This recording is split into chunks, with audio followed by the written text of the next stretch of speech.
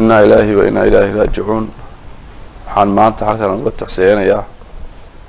dadkii lagu xasuuqay magaalada Garbaciise iyaan uga taxseenaya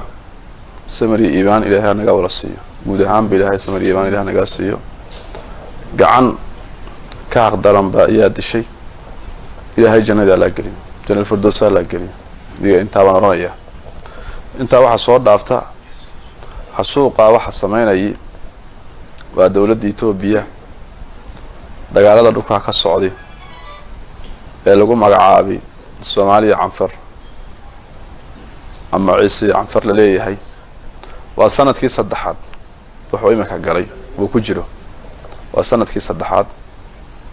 dad aad u fara badan oo masaakiina oo sida ay ku nool yihiin Ilaahay uu ogyahay baa ayaa dhulka ku dhamaaday Ilaahay wada naxariisto dawladda Itoobiya waxaan uga fadhinay inay dadka si nabadgelyo ah oo dastuurka Itoobiya waafaqsan inay ku kala saarto ayaan uga fadhinay saddexdaas sano waa weynay ciidamada Itoobiya ee jiida ka hawlgalay arrimaha dhulka ka socda ama waxay sameynayaan daacad ka baa mar walba waxay sameynayaan wax macamul arki kara maaha way gacan bidaxinayaan wixii ay inta oo sano saddexdaas sano ay khabeynayeen maanta ay cadeysteen ay bishu tahay bishii 10aad 8 ay tahay 2020 iyo maanta galmadu xasuuq ayaa ka dhacay dadkii waxba ogeyn oo tacsi fadhiya oo islaantii la xasuuqay oo meedkoogii la aasay oo taxsidii dul fadhiya iyo saaka gaar ka qabteen meedkii ilaaminka dibaddu yaala dad 10 ka badan bay ku laayeen dad badan way xirxireen way haystaan dad kale magaaladu ka barakacay marka jaakii u meereysanaya ciladu dibaddu u baxay xasuuqii waxa dheer hanti wixii lahaayeen ay ku noolaayeen hantidiina waa la gurtay waa la guranaya iyagoo magac kontrabas sabab uga dhigaya iyo hanti wuxuu dadku lahaa ama ku noolaan lahaa ayaa la gurtay wuxuu iskaga difaacay dadka ay xoolo dhaqatada sida la og yahay xoolo dhaqatada Itoobiya oo dhan ama Afrika ku nool wariyaha way iska haystaan oo waraabaha iskaga eegaan oo way haystaan qoriyo wax sharci darro maaha hadii la gurayana de labada dhinac iska soo garab jooga iska soo horjeeda islaynaya ama dibtu marka ka taagan tahay si wuxuu balance u noqdo in laga wala gureehay oo awaaj guud laga soo saaro go'aan guud laga soo saaro tani waa tu gaara oo markii kan laga guro in la soo weerarsiyo la doono dadka la xasuuqo wayna dhacday hubkii maanta markii sida looga guray dal hela la soo weeraray ilaa saacad ma hadii sheegano dagaalka dal helo ka socda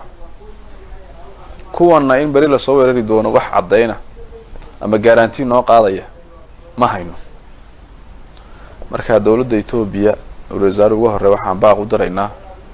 in arinta ay wax ka qabato ciidanka Itoobiya ee loo sameeyay Itoobiya oo dhan u dhaxeeya ee xuduudaha inuu eego loo sameeyay ee bishaarkiisu yahay gibirka dadka laga gurayo shacabka laga gurayo bishaarka uu yahay ee waxa sameynaya xeer ka baxsan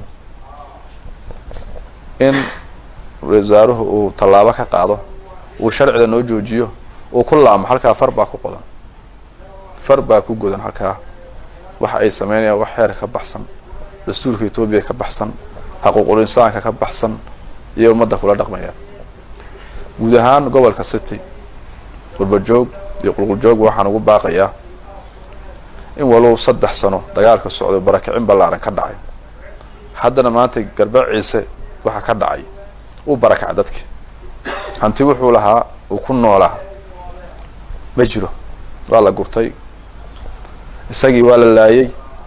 wax uu ku noolaan doon laga garanayo waxaan ugu baaqaynaa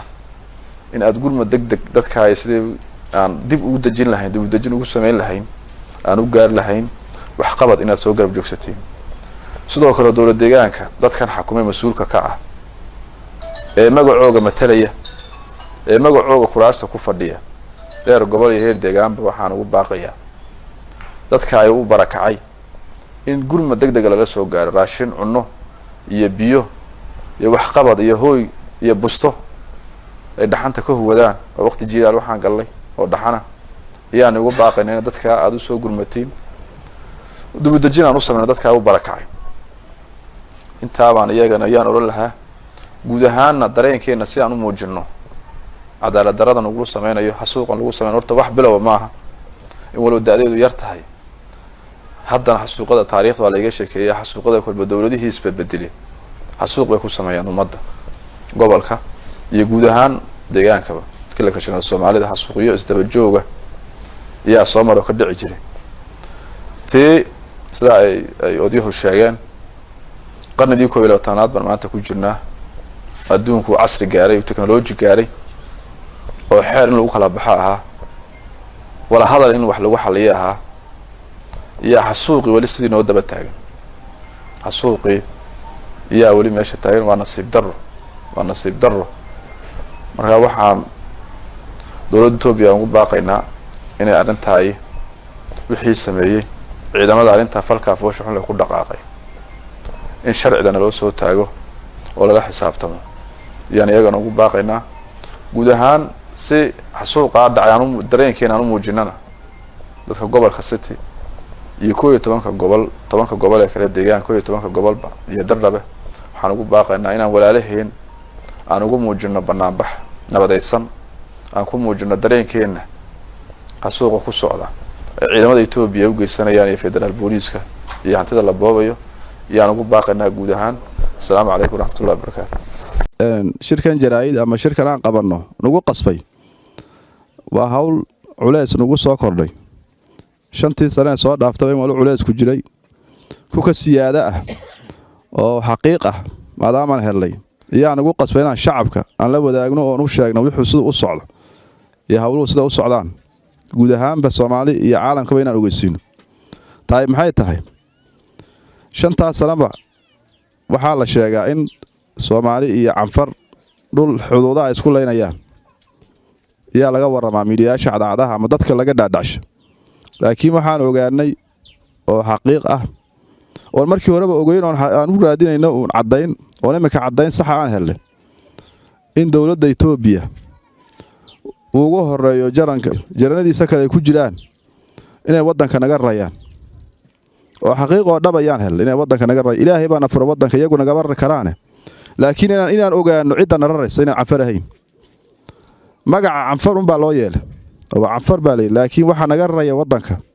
ee Ilaahay imika nagu daba jira dhulkii aan ka imanad ogtiin bankii hooyaale cunduf cadeeyta inta kiilo ay ku taal wad ogtiin maanta waa casbuli waxaan fadhin waa casbuli waxaan joogno casbuliga aan joogno imika ayaa loo tashan leeyahay dhaafina haddana waa kararno idda koobkaana waa jaranka guud ee Itoobiya xogtaan hayna imika dagaaladii intii la kaay dhacay waxa la sheegi jiray ama imika xaqiiqsan in ciidanka Itoobiya ciidamo gaar u tababaran oo dareeska laga saaray inay Canfar la soo galayeen dagaalkii cundufo kale dagaalkii dal helo kale wixii qoriyaha waaweyn ay guryaheena gubay inay ciidanka Itoobiya hayeen Canfar ku jireen xaqiiqdii baan helay garbaciisa xasuuqi lagu xasuuqay in qorshaha ay la dhigeen qaabkii loo xasuuqay qaabkii magaalada loo go'doomiyay ciidankii dugsanayeen habeen madow laga walaray iyadoo sabab laga dhiganayo dagaalkii Tigreega ayaa adkaaday oo halkaan ku xoojinayna subaxii dambana shacabkii la xasuuqa imika xogta dhabtaan hel muxuu yahay casburiga aan fadhiisino uga kicin lahayn ciidamada Itoobiya cadeeyta lagu soo shubay cundufo lagu soo shubay gawaani la keenay garbaciisa la keenay baan imika haynaa erarna la keeni doono ciidan kale dareeska laga saaray inuu soo gali doono dagaalka ayaan imika xog haynaa in mas'uuliyiinteeni dawladda deegaanka ee dadkooga difaaci lahaa ama ciidankii habeen dhalaar loo soo hanjabay leeyahay hadaad cilin weydiin ciidanka aad keenteen ama xabad qashad ka siisiin talaabaan iga qaadan leeyahay ninkii dadka soo barakacshay ee guryaheena ku jira la hadlayno garab la siinayo taaba ayaa noo cadeynaysa in waxaan Canfar ahayn ciidanka iyo dawladda federaalka Itoobiya dhulka naga raro oo diyaar galoobay uuna ku